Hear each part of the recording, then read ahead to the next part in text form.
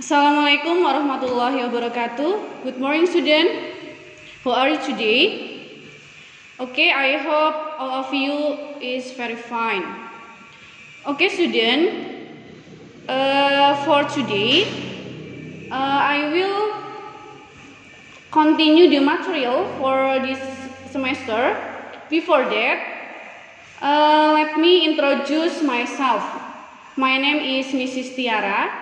I teach English in this school. Okay, for this semester, I will teach you about the new material. Are you ready? Okay, let's start now. Okay, for the material for this semester, it is about, for the first is memo, the second is menu, and the last is schedule. Are you ready? Okay. For the first, we talk about memo. What is the memo? Anybody know? What is the definition of memo? Okay. For the first, I will explain about the definition of memo. The memo is a message that is written shortly, clearly, and easy to understood. Ya, jadi maksudnya di sini adalah memo itu adalah sebuah pesan singkat yang dituliskan secara singkat, jelas, dan mudah untuk dipahami. Maksudnya apa? Jadi yang namanya memo di sini itu adalah pesan singkat. Apa bedanya sih dengan SMS ya? SMS itu kepanjangan dari short message service. Jadi bedanya di sini differences ya between memo and SMS. Jadi kalau memo ini adalah pesan yang tertulis. Kalau SMS tertulis cuman melalui media. Jadi karena zaman dahulu itu belum maju seperti zaman sekarang teknologinya, itu masih menggunakan memo. Tetapi karena zaman sekarang sudah maju, kita menggunakan WA atau SMS. Ya, itu adalah definition of memo. We understand? Okay. I will continue. The next it is about the types of memo. Jadi ada dua tipe memo, ya. Jadi yang pertama itu adalah official memo or formal memo atau resmi, ya. Ini digunakan untuk apa? Used by leader to his subordinates. Jadi maksudnya adalah digunakan oleh atasan kepada bawahan. Jadi maksudnya official memo di sini adalah berarti memo ini digunakan di dalam sebuah organisasi atau sebuah instansi. Karena memo ini adalah memo resmi atau official memo. Terus yang kedua, for the second is unofficial memo or informal memo. Memo ini adalah tidak resmi. Used by among friends, relationship, or other who have a close relationship. Jadi maksudnya apa? Di sini digunakan oleh sesama teman atau kerabat atau yang mempunyai hubungan dekat. Jadi maksudnya di sini adalah kalau yang unofficial atau memo tidak resmi, ini maksudnya adalah digunakan oleh misalnya kalian kepada teman kalian, kerabat kalian, ya, saudara kalian. Nah, kita bisa menggunakan unofficial memo dan ini tidak melibatkan organisasi atau sebuah instansi. Oke, sampai di sini. Any question? Do you understand? Okay, the next it is about generic structure of memo. Apa itu generic structure of memo? Yang pertama itu ada head of memo. Maksudnya apa di sini adalah kepala memo. Kepala memo itu terdiri dari ada receiver or acceptor. Maksudnya apa di sini? Di sini adalah tu, sama aja dengan tu. Jadi memo tersebut itu akan diberikan ke siapa? Akan dikirimkan ke siapa? Itu namanya receiver. Oke, the next is sender, berarti adalah pengirim. Jadi siapa yang mengirimkan memo tersebut. Terus ada matter and date, berarti tanggal pembuatan memo.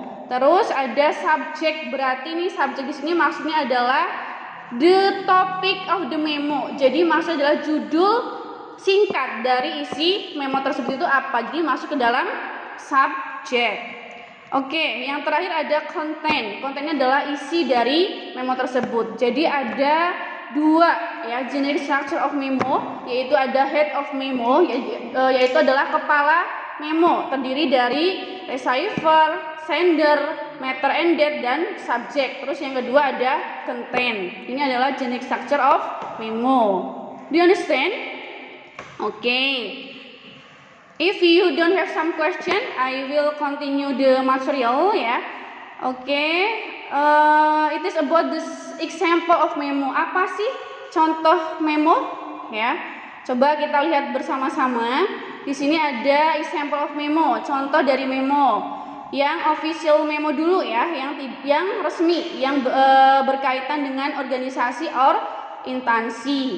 Jadi di sini ada to, from, date, and subject, itu termasuk ke dalam head of memo. Jadi kepala memo ya, yang tadi sudah Ibu jelaskan. Jadi to, from, date, and subject itu adalah termasuk ke dalam head of memo. Jadi to itu adalah untuk siapa memo tersebut, from berarti dari siapa, date itu adalah tanggal pembuatan memo, dan subject adalah judul isi dari memo tersebut ya. Jadi topik dari memo tersebut itu apa? Jadi masuk ke dalam subject. Oke, jadi dari I invite sampai the student might go home early at the date of the meeting, ini masuk ke dalam content. Jadi isinya apa? Memo tersebut. Nah, ini masuknya ke dalam content. Paham ya sampai di sini? Oke. Terus untuk selanjutnya ini ada example yang tidak resmi ya, memo tidak resmi atau unofficial memo atau informal memo. Ini tidak resmi. Jadi ketika kalian mau membuat memo untuk saudara kalian misalnya atau teman kalian, itu bisa menggunakan unofficial memo atau memo tidak resmi. Di sini tidak usah menggunakan tanggal pembuatan memo dan subjek, tidak usah, tidak perlu. Karena kalau untuk yang pembuatan memo yang resmi itu baru kita menggunakan ada tanggal pembuatan memo, ada subjeknya. Tapi kalau untuk unofficial tidak perlu. Di sini hanya to saja. Jadi untuk siapa memo tersebut, from-nya berarti dari siapa, dan isinya itu tentang apa. Cukup seperti itu saja untuk unofficial memo atau memo tidak resmi. Oke? Paham ya sampai di sini? Oke. Any question, my student? No ya?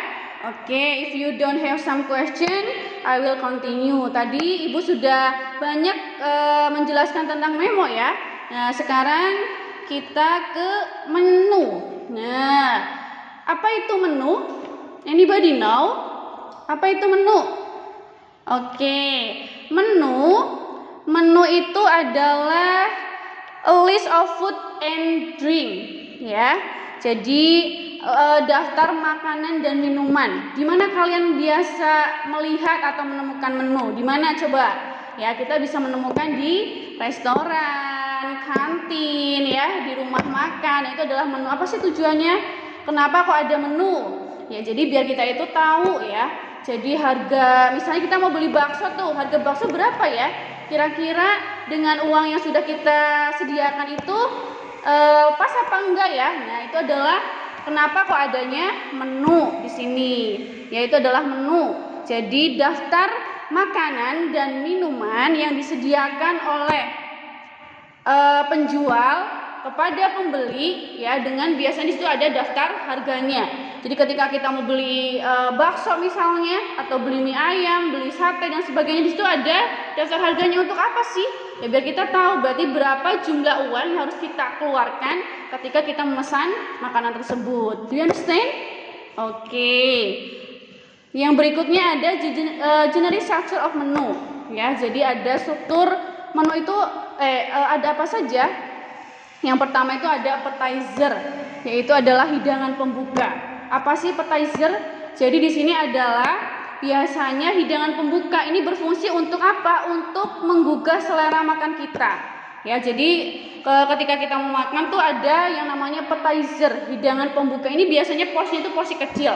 Contohnya apa? For example, ya, jadi contohnya seperti misalnya ada salad, ya, ada salad.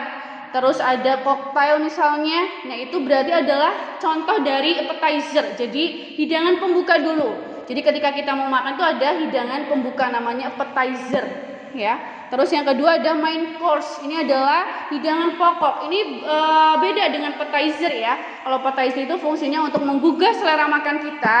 Nah, kalau yang kalau main course itu adalah untuk mengenyangkan perut kita. Jadi ini porsinya lebih besar, ya, lebih besar dari appetizer. Ya, jadi misalnya contohnya misalnya ada seafood, ya, ada lauknya apa di situ, terus ada nasinya, itu masuk ke dalam main course, ya.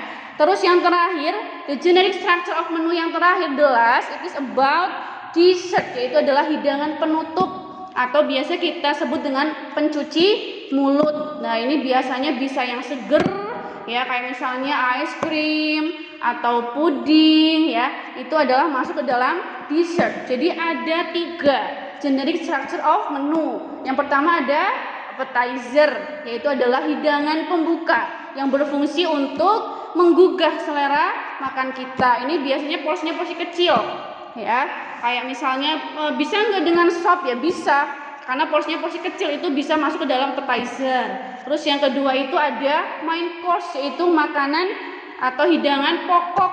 Berarti ini adalah porsinya porsi besar, beda dengan appetizer.